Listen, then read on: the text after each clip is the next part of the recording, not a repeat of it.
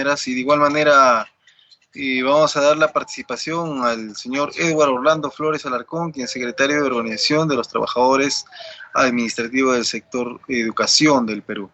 Tiene la palabra, señor Edward, adelante.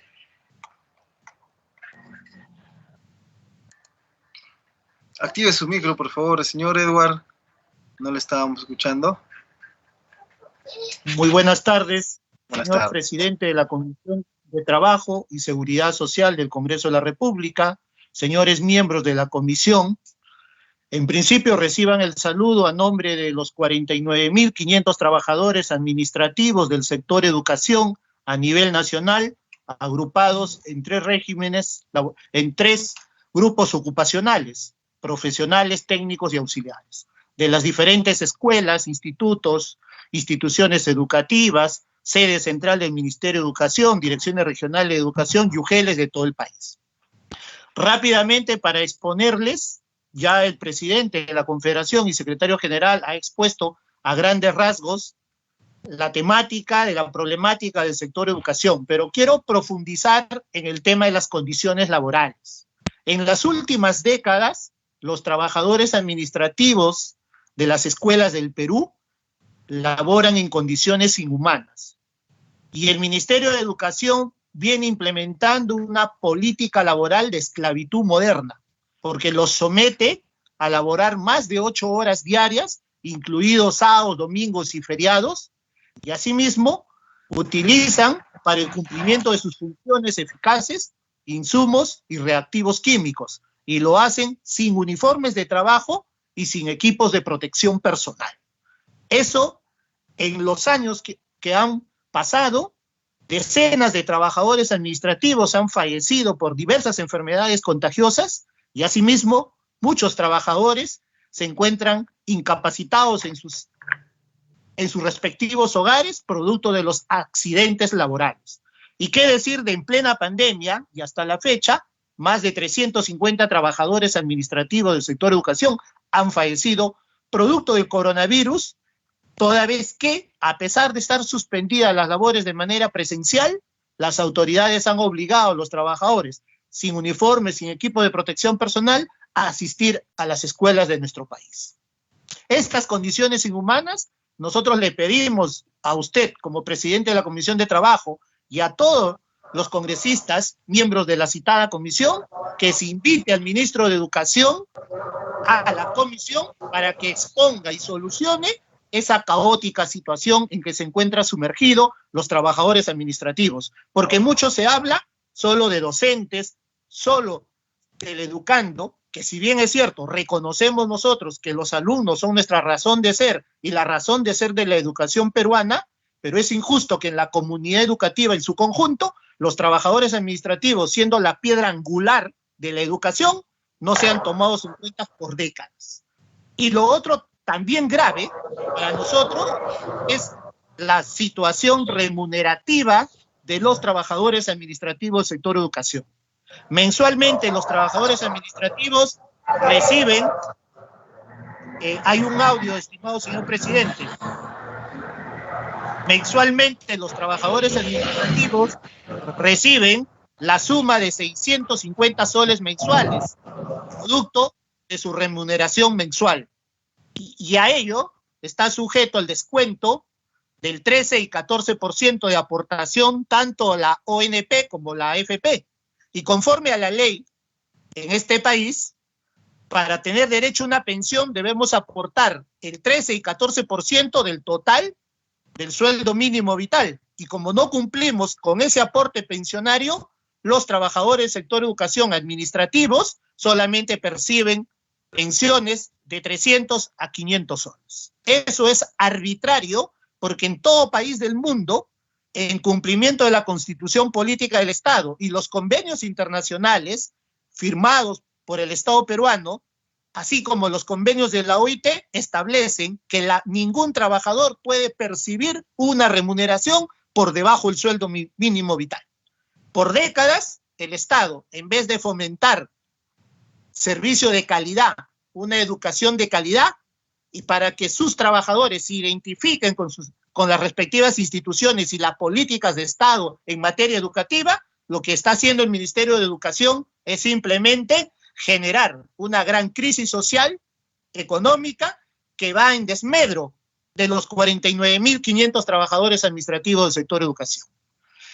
Lo otro es que en el sector educación, hace 10 años, los trabajadores administrativos que desarrollan labores de limpieza, biblioteca, laboratorio, auxiliares de oficina, secretarios, etcétera, por más que han estudiado, tienen títulos, tienen estudios superiores, doctorados, maestrías, etcétera, no pueden desarrollar una correcta aplicación de lo que viene a ser la progresión de la carrera administrativa. No existe carrera administrativa en el sector educación.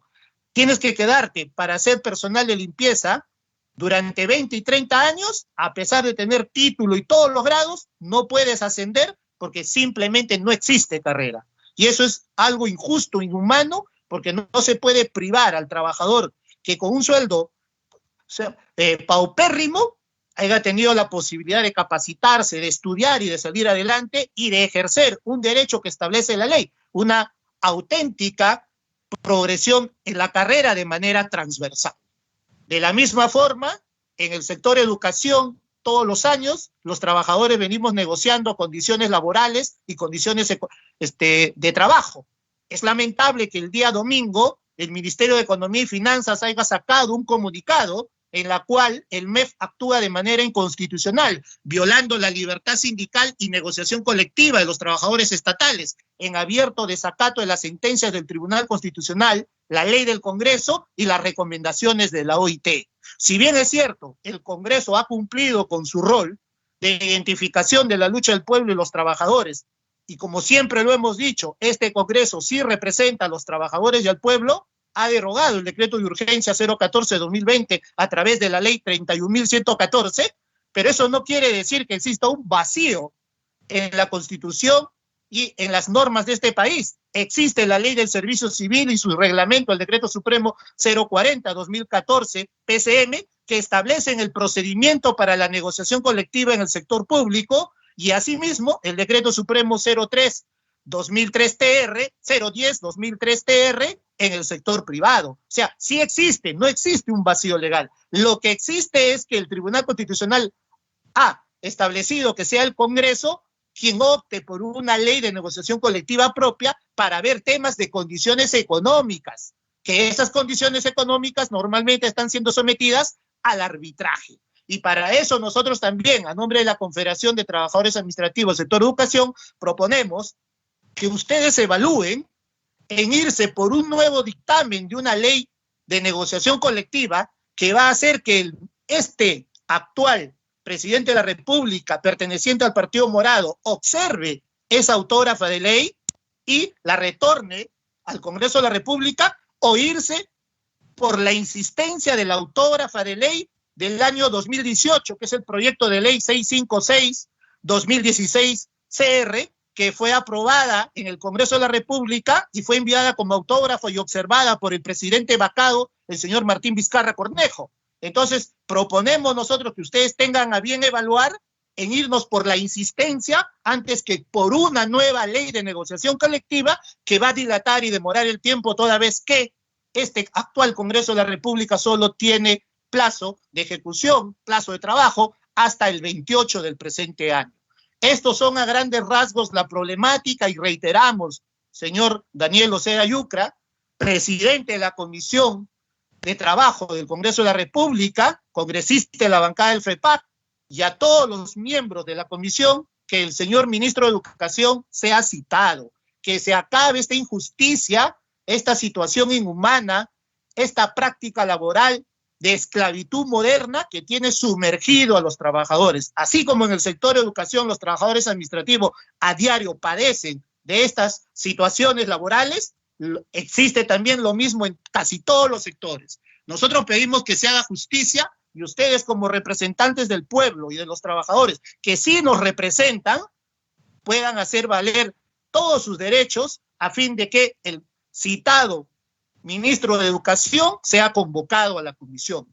No queremos más que en este proceso donde ya se anuncia el reinicio de clases, simplemente con la llegada de 300.000 dosis de vacuna, donde 150.000 van a ser beneficiados, y es correcto que se atienda a la primera línea de defensa de este país, se anuncia que en la segunda etapa serán vacunados los maestros, y no se habla nada de cuándo se vacunarán a los trabajadores administrativos y al resto de la comunidad educativa. Basta ya de discriminación, basta ya de exclusión, basta ya de jugarse con el hambre y la miseria del pueblo y los trabajadores. Creo que este Congreso y esta Comisión sí nos representa y debe hacer justicia a fin de que en este país exista equidad, exista una redistribución justa de los ingresos, que es producto del pago de los impuestos de todos los peruanos, y asimismo no existan esas ONGs que están concentradas en los grandes ministerios, como el Ministerio de Educación, y donde ya lo ha dicho el presidente de nuestra confederación, el actual ministro de Educación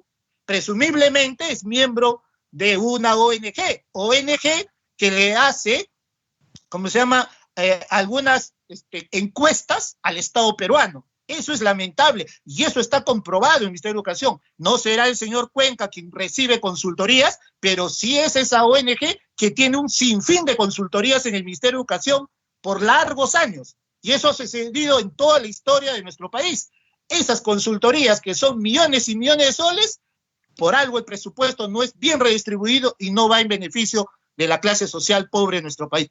Una auténtica justicia social con rostro humano, señor presidente de la Comisión y señores miembros de la Comisión de Trabajo del Congreso de la República. Muchas gracias. Dios los bendiga. Muchas gracias, señor Edward Flores. Definitivamente se estarán tomando cartas en el asunto con respecto a lo mencionado, ¿no?, sobre el tomar acciones respectivas a fin de que el ministro de Educación pueda informar a esta misma comisión sobre la situación de estas vulneraciones, ¿no?, que vienen ustedes diciendo y mencionando, laborales, tales como son, digamos, condiciones de trabajo, remuneración, progresión de la carrera y además otros derechos laborales que los trabajadores administrativos del sector de educación vienen sufriendo, estimados amigos. Entonces estaremos dando cuenta de esto en los posteriores días. Definitivamente agradecemos su participación, no sin antes dar la palabra a los señores congresistas que quisieran hacer mención a lo referido y expuesto por los invitados. Pueden hacer el uso de la palabra, estimados colegas.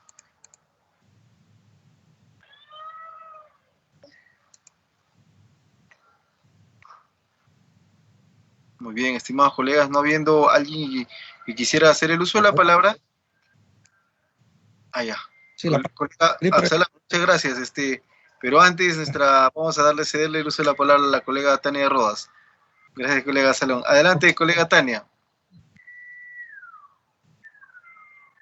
Presidente, muchas gracias.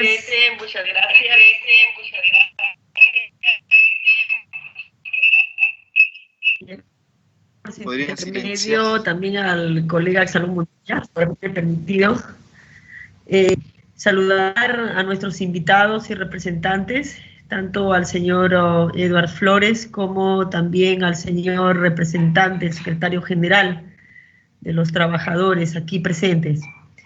En verdad, escuchar a todo lo que nos han relatado, señor presidente, en verdad es tan crudo y en verdad no parece que estuviera ocurriendo aquí en el Perú.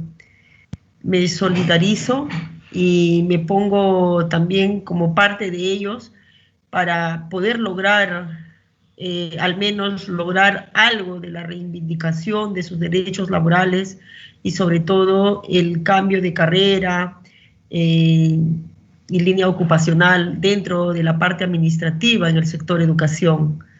Valgan verdades, señor presidente, es inaudito escuchar en pleno siglo XXI, ¿no?, que las condiciones laborales incluso reciban un sueldo por debajo del mínimo vital. Francamente, me solidarizo y también le pido, señor presidente, como lo han expresado el señor Edward Flores, la invitación al ministro de Educación, ¿no?, para que responda a este Parlamento a lo que ellos han referido el día de hoy aquí en esta importante comisión de trabajo. Muchas gracias, presidente. Muchas gracias, colega Tania. Así, de esa manera, Será. Colega Absalón Montoya, por favor, adelante, tiene el uso de la palabra. Muchas gracias, señor presidente. Por su intermedio, un saludo al señor Edward Orlando Flores y al señor Edilberto Sergio Jaime Ríos. En realidad, felicitarlos por esa hidalguía que tienen en cada expresión, en cada palabra que vierten y en cada frase. Obviamente es una frase de protesta, digamos así.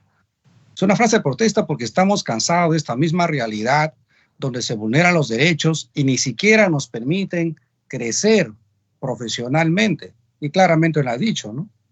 Aquellas personas condenadas a quedarse en el trabajo que iniciaron, no les importan los estudios que nuevamente lo hicieron, y tampoco no les importa si es que están llevando el pan como debe ser a la mesa de su hogar.